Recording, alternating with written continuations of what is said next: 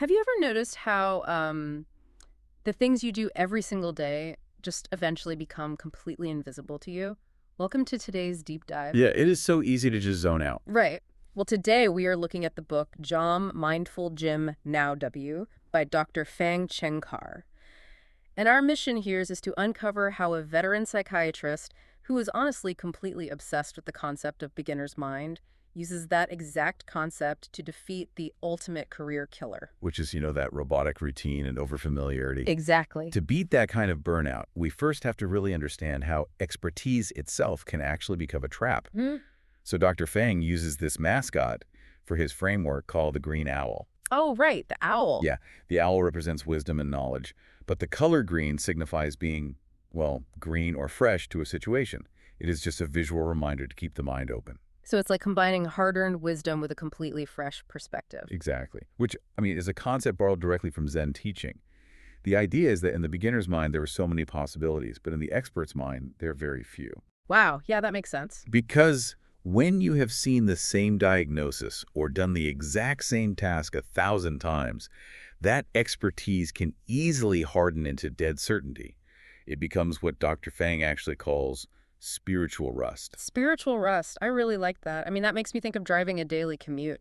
You pull into the driveway and suddenly realize you have zero memory of the actual trip because your brain just surrendered to autopilot. Yeah, it is a little scary when that happens. Right. But wait, I have to push back here for a second. Don't we actually want our doctors on autopilot for routine things?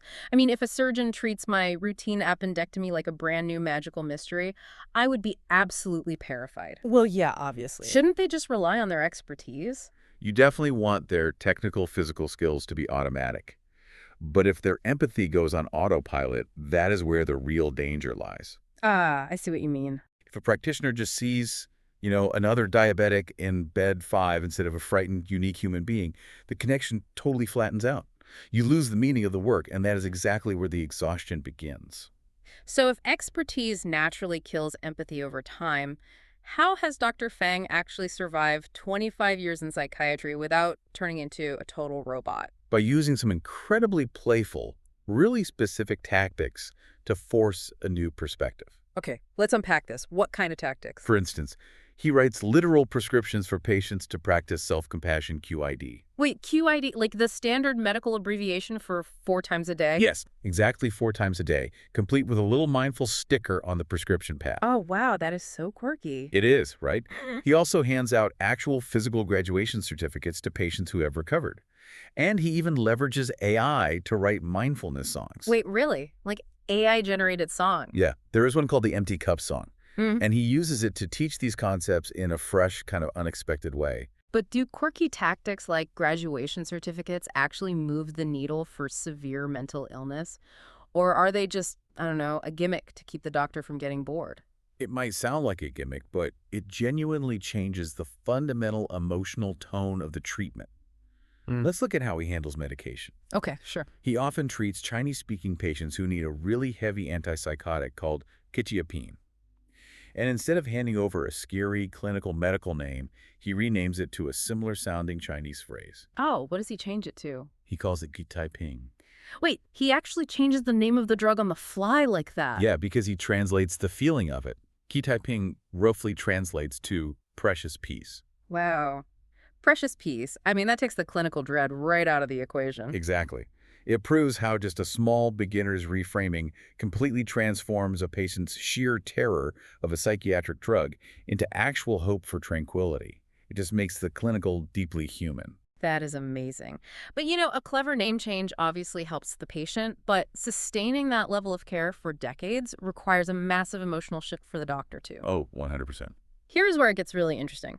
Dr. Fang talks about keeping his old thank you cards from patients.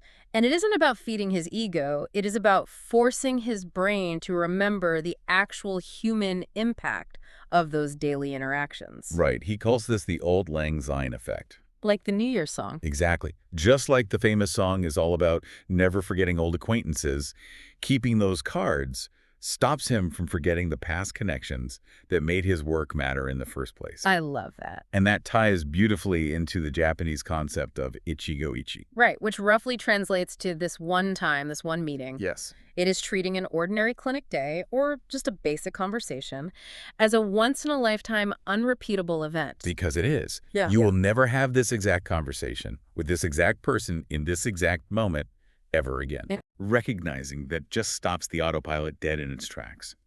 What stands out to you about how you view your own daily routines?